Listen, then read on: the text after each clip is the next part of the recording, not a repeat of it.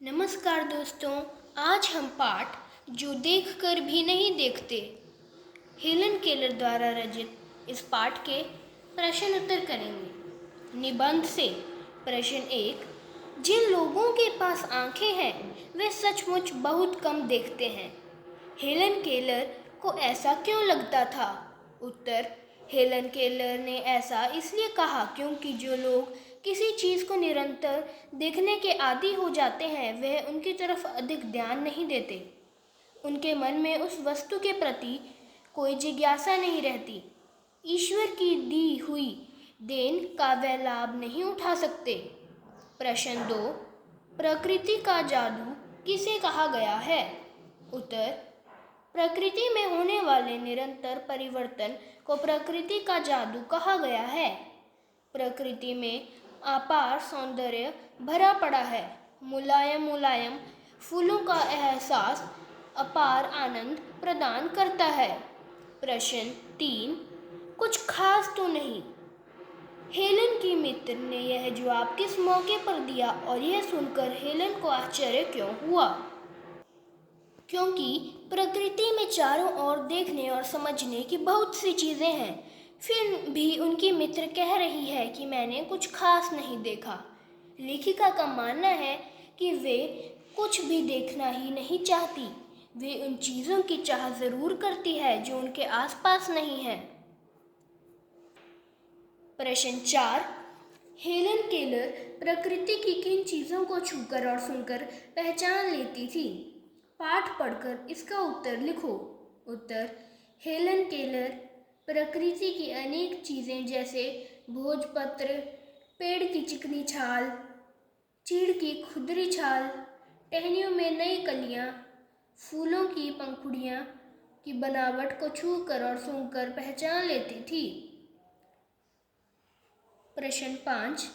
जबकि इस नियमित से जिंदगी को खुशियों के इंद्रधनुषी रंगों से हरा भरा जा सकता है, तुम्हारी नज़र में इसका क्या अर्थ हो सकता है?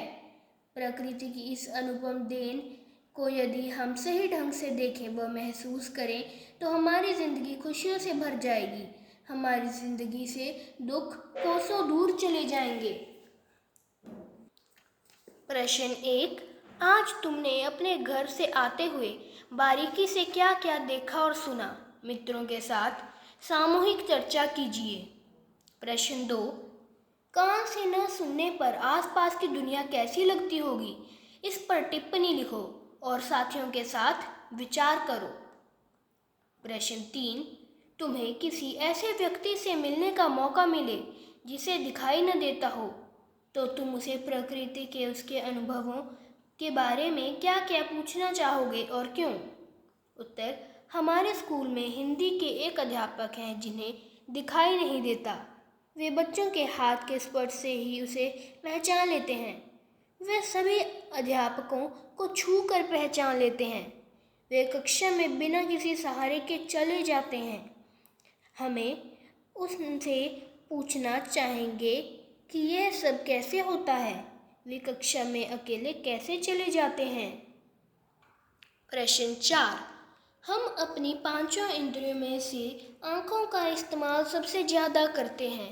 ऐसी चीज़ों के एहसासों की तालिका बनाओ जो तुम बाकी 4 इंद्रियों से महसूस करते हो।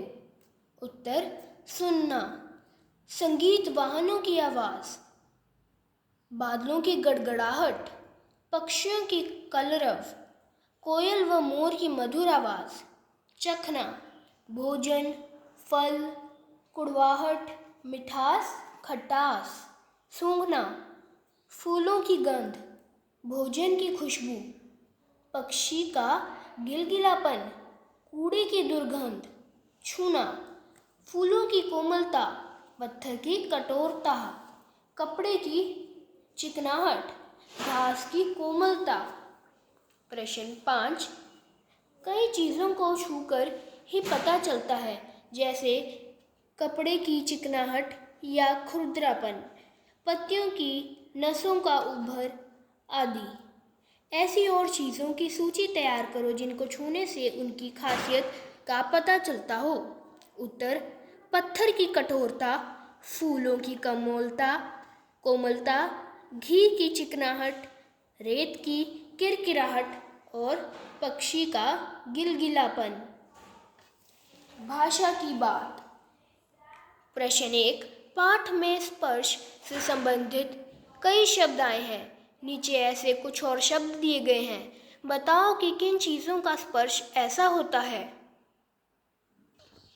चिकना, तेल और घी।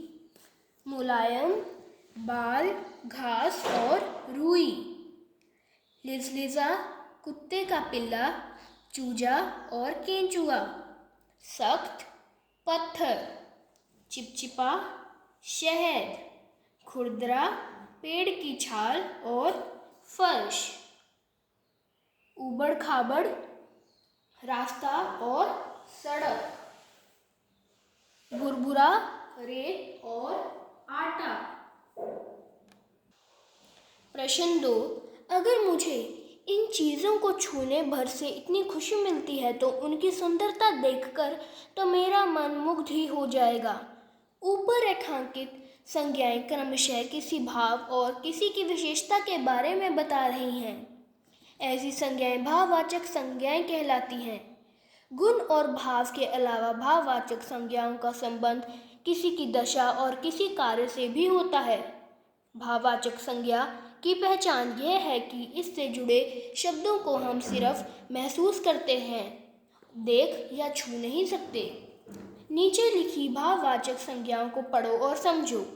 इनमें से कुछ शब्द संज्ञा और कुछ क्रिया से बने हैं, उन्हें भी पहचान कर लिखो। मिठास, मीठा। भूख, भूखा। शांति, शांत। भोलापन, भोला। बुढ़ापा, बूढ़ा। घबराहट, घबराना। बहाव, बहना। फुर्ती, फुर्तीला। ताजगी, ताज़ा। क्रोध, क्रोधी। मजदूरी, मजदूर। मिठास, विशेषण। भूख, विशेषण। शांति, विशेषण। भोलापन, विशेषण। बुढ़ापा, संज्ञा। घबराहट, क्रिया। बहाव, क्रिया। फुर्ती, विशेषण। ताजगी, विशेषण। क्रोध, विशेषण। मजदूरी, संज्ञा। प्रश्न 3। मैं अब इस तरह के उत्तरों की आदी हो चुकी हूँ। उस बगीचे में अमलतास, सेमल, कजरी आदि तरह तरह के पेड़ थे। ऊपर लिखे वाक्यों में रेखांकित शब्द देखने में मिलते जुलते हैं, पर उनके अर्थ भिन्न हैं। नीचे ऐसे कुछ और समरूपी शब्द दिए गए हैं। वाक्य बनाकर उनके अर्थ स्पष्ट करो। उत्तर है अवधि। राम 14 वर्ष की अवधि पूरी करके अयोध्या लौटे। अवधि। तुलसीदास अवधी भाषा के कवि थे। और चारों ओर अंधेरा है। और राम और श्याम जा रहे हैं। में बगीचे में सुंदर फूल खिले हैं। मैं परिश्रम एवं लगन से काम करूँगा। दिन के समय गर्मी अधिक थी। दीन लोगों की सेवा करो। मेल, हमें आपस में मेल से रहना चाहिए। मैल, मेरे मन में तुम्हारे प्रति कोई मैल नहीं है। सिल, इस बूटी को सिल पर पीस लो। सील, दवा की इसी शीशी की सील टूटी है।